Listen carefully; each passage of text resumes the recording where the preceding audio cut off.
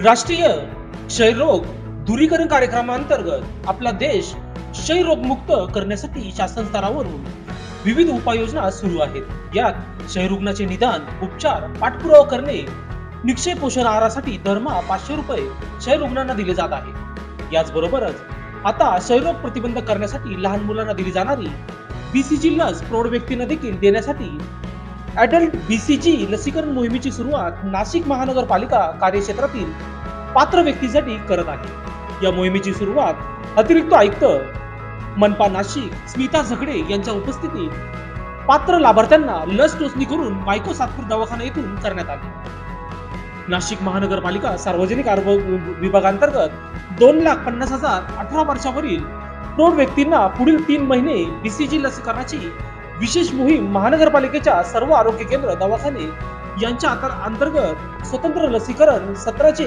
आयोजन करून करण्यात येणार आहे। या प्रसंगी अतिरिक्त आयुक्त स्मिता झगडे यांनी ही मोहीम यशस्वी करण्यासाठी समाजातील सर्व नागरिकांनी सहभागी व्हावे असे आवाहन यावेळी करण्यात आले। तसेच सर्व वैद्यकीय अधिकारी, आशा स्वयंसेविका, परिचारिका, वैद्यकीय विभागातील सर्व कर्मचारी, क्षयरोग कर्मचारी यांनी या मोहिमेत सहभागी होऊन जास्तीत जास्त लाभार्थ्यांना या मोहिमेच्या माध्यमातून लसीकरण करण्याकरता नियोजन केल्यास मोहीम यशस्वी होईल असे मत व्यक्त केले। या प्रसंगी डॉक्टर तानाजी चव्हाण, आरोग्य वैद्यकीय अधिकारी डॉक्टर शिल्पा काळे, शहर क्षयरोग अधिकारी यांनी आपले मनोगत व्यक्त करून या BCG लसीकरण मोहिमेच्या यशस्वीतेसाठी नियोजन करण्यात आल्याची माहिती दिली।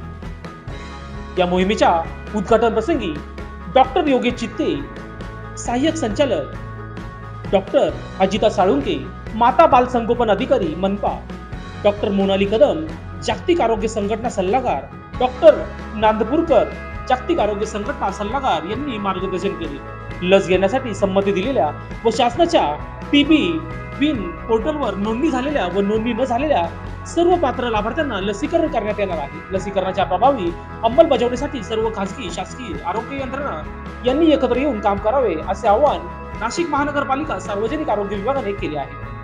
या कार्यक्रमासाठी लायन्स क्लब अध्यक्ष अजय सानप, रोटरी क्लब अध्यक्ष Jayprakash Rawal, doctor Swapnil Sakhla, chest physician हे उपस्थित होते। या कार्यक्रमास नोडल अधिकारी doctor Jitendra Dhaneshwar, doctor Yogesh Koshire, doctor Jagtap, doctor Suchita Pawaskar, doctor Gaikwad यांनी सहकार्य केले। तसेच विभागनिहाय कार्यक्रमाच्या अंमलबजावणीची जबाबदारी देण्यात आली। या लसीकरण कार्यक्रमासाठी कर्मचाऱ्यांची कार्यशाळा आयोजित करून प्रशिक्षण देण्यात आले असून प्रत्येक प्राथमिक आरोग्य केंद्र, महानगरपालिका दवाखाने यांच्या स्तरावर आशा स्वयंसेविका, परिचारिका, क्षयरोग कर्मचारी यांच्या मार्फत लसीकरण सत्र आयोजन करून लस देण्यात येणार आहे। सर्व नागरिकांना आवाहन करण्यात येते की क्षयमुक्त भारतासाठी आपण प्रत्येकाने एक पाऊल पुढे येऊन या मोहिमेत सहभागी व्हावे असे आवाहन यांनी केले आहे।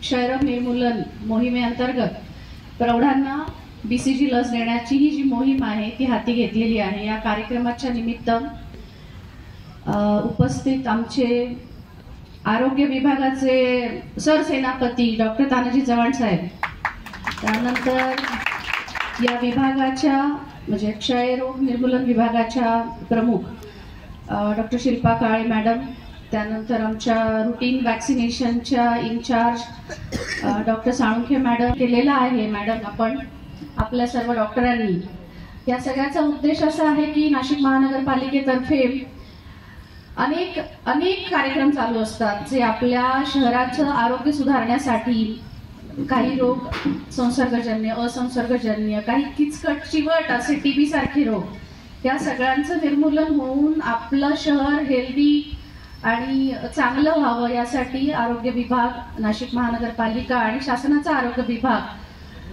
त्याच जोडीला आपल्याला स्टेट TB ऑफिसचे अधिकारी यांचं सतत मार्गदर्शन मिळत असतं। हे सगळे उपक्रम आपण खूप चांगल्या प्रकारे इथे राबवत असतो। अनेक विभाग कार्यरत असतात, त्यातलाच हा आता क्षयरोग निर्मूलन विभाग हा याची ही मोहीम आपण हाती घेतलेली आहे।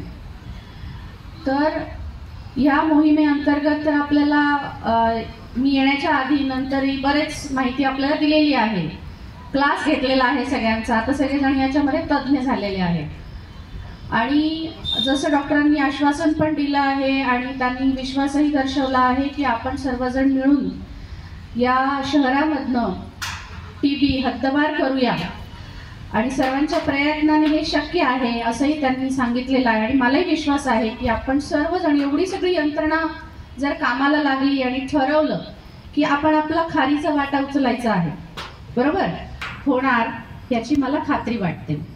तर त्यासाठी अनेक मान्यवरांनी पुढाकार घेऊन आपल्याला चांगल्या प्रकारे मदत देण्याचे आश्वासन दिलंय आणि प्रत्यक्षात देऊ पण केलेली आहे.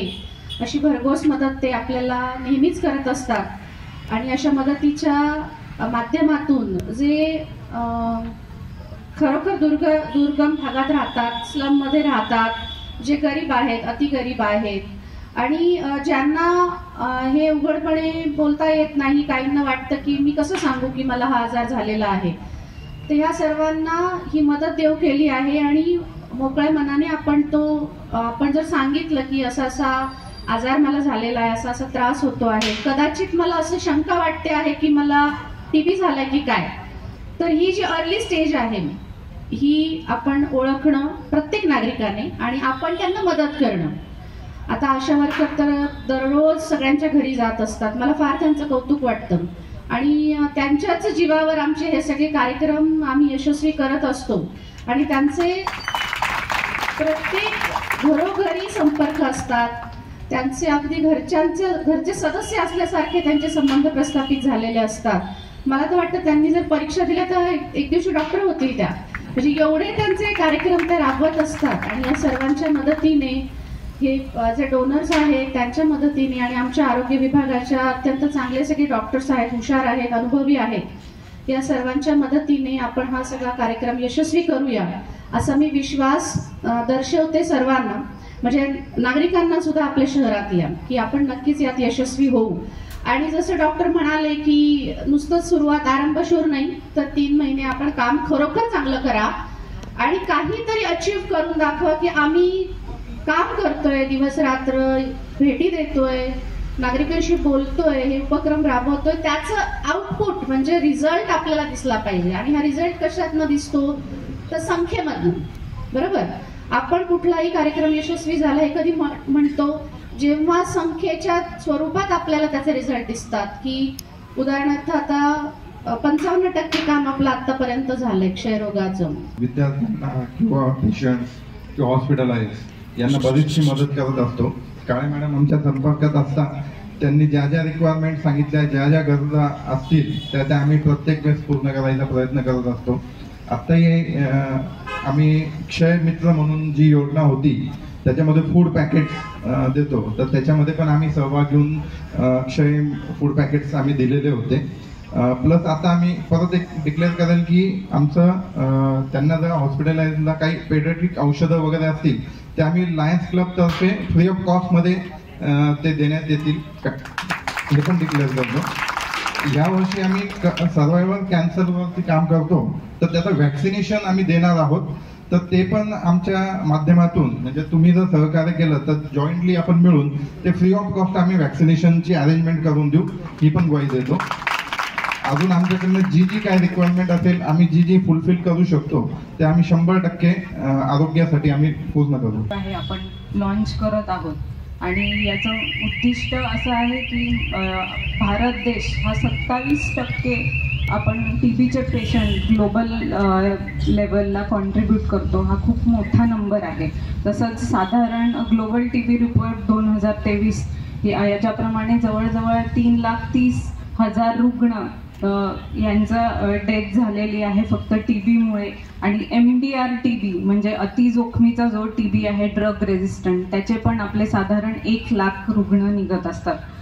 जर आपल्याला टीबी हा याचं बर्डन कमी करायचं आहे तर आपण आपल्याकडे नवीन ड्रग्स आहेत, नवीन डायग्नॉस्टिक फॅसिलिटीज आहेत. याच्या पुढे काय, तर लस हा एक उत्तम पर्याय आहे जर आपल्याला ह्या टीबीचा जो प्रसार आहे तो कमी करायचा आहे किंवा थांबवायचा आहे. तर ह्या अडल्ट BCG लस याचा स्टडी म्हणजे हा किती आपल्या जे जनरल पॉप्युलेशन आहे त्याच्यामध्ये फायदेशीर राहणार आहे याच्यासाठी आपण हा लॉन्च केलेला आहे. आणि त्याचे जे 6 हाय रिस्क ग्रुप आहेत ते आता सर्वांना माहिती आहे, काही जणांनी तुम्ही सांगितले पण. तर या सर्वांना आपण आता लस द्यायची आहे आणि जास्तीत जास्त त्यांना मोटिवेट करायचं आहे की ते कसे येतील. आणि जे ह्या 6 कॅटेगरीमध्ये बसत आहेत तुमच्यापैकी, त्यांनी पण जर लस घेतली आणि हाच मेसेज तुम्ही खाली जे एलिजिबल आपण पॉप्युलेशन सर्वेद्वारे आयडेंटिफाय केलेला आहे. खूप चांगला उपक्रम नाशिक महानगरपालिका आरोग्य विभाग आपण राबवतोय. यासाठी सगळं श्रेय मी TB विभाग आणि माझ्या वैद्यकीय विभागाला देतो. आणि अपेक्षा नव्हती एवढा चांगला कार्यक्रम होईल. आणि आल्याबरोबर मला सरांनी सांगितलंच की सर खूप मोठा कार्यक्रम तुम्ही आयोजित केला. हे मलाही कल्पना नव्हती की शिल्पा काळे मॅडम आणि आमच्या साळुंखे मॅडमने बऱ्याच 8 दिवसापासून ही तयारी चालू होती. त्यामुळे आणि धनेश्वर सर, खरं तर आरोग्य विभागाची खूप मोठी धुरा आणि जबाबदारी माझ्यावर आहे. जवळपास 20 लाख लोकसंख्या आहे आणि बरेचसे विभाग आहेत.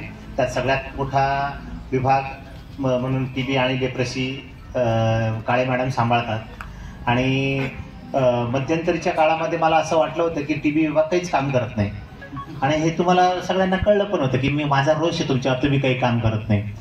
आणि मग नंतर मॅडमने विचारलं की खरंच सर आम्ही काम करत नाही का? म्हटलं नाही, तुम्ही काम करत असाल पण माझ्यापर्यंत येत नाही. मग तेव्हा असं कळलं की नाही TB विभाग खूप काम करतोय, माझंच दुर्लक्ष होतंय. त्यामुळे हे मी मान्य करतोय की तुम्ही खरोखर खूप चांगलं काम करतात. आणि आतापर्यंत जी काही संकट आलेले आहेत आणि त्या ह्याच्यामध्ये आपण TB विभागाने खूप चांगलं, म्हणजे मला वाटतं की आता माझ्या एवढ्या वर्षाच्या नोकरीमध्ये मी MOTV होतो, तालुका आरोग्य अधिकारी बरेच वर्ष होतो. आणि जबाबदारी माझ्यावर होती. तेव्हा मला STS STLS यांचं काम असं वाटायचं की ते गाडी काढतात, कुठेतरी फिरायला जातात आणि संध्याकाळी येऊन सह्या घेतात, एवढीच मला हे होतं. पण नंतर कळलं की खूप कामं असतात. या कामाव्यतिरिक्त त्यांना काउन्सिलिंग करायचं आहे, स्पुटम घ्यायचं आहे, ट्रीटमेंट घ्यायचं आहे, नंतर परत फॉलोअप घ्यायचे आहेत. या सगळ्या जबाबदारी असतात. आणि त्याच्यामुळे जोपर्यंत तो एखादा कार्यक्रम समजून घेत नाही तोपर्यंत असं वाटतं की हे लोक काहीच करत नाही, मीच सगळं करतोय. आणि मलाही वाटायचं की मीच सगळं करतो, तुम्ही काही करत नाही. आज वाटलं की सगळं तुम्ही करतात, मी काही करत नाही. त्यामुळे ह्या सगळ्या कार्यक्रमामध्ये माझी अपेक्षा आहे आणि माझा विश्वास आहे की आतापर्यंत करोनासारखा काळ गेला. करोनामध्ये म्हणजे लोकांना असं वाटतं की आता काहीतरी होईल, पण आरोग्य विभाग ठाम होता. आणि मॅडम विश्वासाने सांगतो की नाशिक महानगरपालिकेने उत्कृष्ट काम केले. आणि एक खंत पण आहे की आपल्या आरोग्य विभागामध्ये जी मॅनपॉवर ती फार कमी आहे. थोडक्या मॅनपॉवरवर सुद्धा ज्या आत्तापर्यंतच्या योजना आल्या, ज्या स्कीम आल्यात त्या आपण चांगल्या प्रकारे राबवलेल्या आहेत. आणि ह्याच्या पुढेही मी मॅडमला आश्वासन देतोय की माझा वैद्यकीय विभाग ह्या कुठल्याही कार्यक्रमाला यशस्वीपणे राबवण्याशिवाय राहत नाही. आणि जे काही उद्दिष्ट आहे ते आम्ही नक्की पूर्ण करू. एक RCH जे काही इम्युनायझेशन आहे त्या इम्युनायझेशन बरोबर मला ज्या TB विभागाला विनंती आहे आणि काळे मॅडम की हा विभाग कार्यक्रम झाला म्हणजे पुढे लसीकरण होईल आणि कार्यक्रम होत राहील अशातला भाग नाही. आपल्याला 3 महिने आहे. 3 महिन्यामध्ये TB विभागाने हे जातीने लक्ष द्यावं लागेल. तिथे त्याचं सगळं काही मॉनिटरिंग करावं लागेल. नाहीतर सिस्टर करताय आणि आशा करताय आणि मग आपल्या ट्युबरक्युलोसिसचे जे काही STS STLS ते कुठेतरी कार्यक्षेत्रात आहेत, असं होता कामा नये. कामाचं उद्दिष्ट हे आपलं आहे. TB विभागाचा मेन कार्यक्रम आहे तो तुम्हाला दोघांनी संयुक्तरित्या करून घ्यायचा आहे. तुम्ही जर असं केलं तर हा कार्यक्रम यशस्वी होईल. नाहीतर तुम्ही येत नाही TBचे लोक म्हणून आपल्या सिस्टर आणि आशा म्हणतील की ते काही येत नाही, आपण काही काम करायचं नाही, असं होता कामा नये. त्यामुळे मी वरिष्ठांना पण नोडल ऑफिसर आणि वैद्यकीय अधिकाऱ्यांना स्वतः जबाबदारी देऊन असं सांगते की तुम्ही हा कार्यक्रम प्रभावीपणे राबवायचा आहे, तुम्ही लक्ष द्यायचं आहे, ह्याचं मॉनिटरिंग होणं गरजेचं आहे. नाहीतर फक्त कार्यक्रम झाला, उद्घाटन झालं आणि 3 महिन्यानंतर मला अहवाल द्यायचा आहे आणि एवढंच काम झालं तर ह्याच्यातलं माझं अपयश असेल. त्यामुळे मी पुन्हा एकदा एवढंच तुम्हाला सांगते की हे टीम वर्क आहे. आणि माननीय पंतप्रधानजींनी जे सांगितलं की आपण TB एलिमिनेशनकडे जाणार आहोत, TB मुक्त भारत, याचा अर्थ 1 लाख जर आपण पॉप्युलेशन घेतलं, आपल्या भागातलं पॉप्युलेशन तुम्हाला माहीत असते 69,000, कोणी म्हणतं 64,000. सो आपल्या पॉप्युलेशनमध्ये पर 1 लाख ज्या दिवशी 45 रुग्ण फक्त आपल्याला सापडतील त्या दिवशी आपण TB मुक्त भारत झालो. आणि हेच आपलं एम आहे. तर आपण आतापर्यंत ट्रीटमेंट करत आलो, डायग्नोसिस लवकर व्हावं म्हणून आपण खूप सारे गोष्टी स्ट्रॅटेजीज प्लॅन केलेल्या. परंतु हे मुख्य आपण असं आहे की आपल्याला TB होऊच नाही म्हणून जसं लहानपणी आपण BCG लस घेत होतो तसं आपण काही पर्टिक्युलर ज्यांना TB होण्याची शक्यता जास्त आहे असा वयोगट आपण टार्गेट केलेला आहे. त्याचं प्रशिक्षण तुम्हाला दिलेलं आहे. तुम्ही छान उत्तरं पण दिलेली आहेत, कोणाला द्यायची आहे लस, कोणाला द्यायची नाही आहे लस. तर अशा पद्धतीने आपण TB विनमध्ये एंट्रीज पण केलेल्या आहेत आणि आपण हे जे काही आपलं कॅम्पेन आहे हे आपण अतिशय उत्कृष्टरित्या आणि मन लावून आपण करणार आहोत. ज्या योगे आपण नुसतं बॅनर घेऊन होणार नाहीये की TB मुक्त Bharat, yes we can end TB. तर आपण हे कृतीतून करून दाखवणार आहोत. आपला विश्वास पाहिजे आपल्या गोष्टींवर. आणि सगळ्या आशाताईंना मी सांगते की आम्हाला लोक कधी ओळखतील हे माहित नाही, पण तुम्हाला नक्कीच ओळखतात. तुम्ही त्यांच्या घरातली व्यक्ती त्यांना वाटते. त्याच्यामुळे जेव्हा तुम्ही हा कार्यक्रम आपला समजाल त्याच दिवशी तुम्ही हे सगळं कॅम्पेन सक्सेसफुली रन कराल. आपलं साधारण 20 लाख पॉप्युलेशन आहे. आपण साधारण 3.5 लाख लोकांना वॅक्सिन देणं अपेक्षित आहे. बरोबर आहे. TB विनमध्ये एंट्रीज आपल्या कमी आहेत कारण लोकांनी कन्सेंट दिलेली नाहीये. पण कुठलाही कार्यक्रम सुरू झाला की सुरुवातीचे काही असे असतात की जेव्हा माणसाचा विश्वास बसत नाही, जसं की कोविड.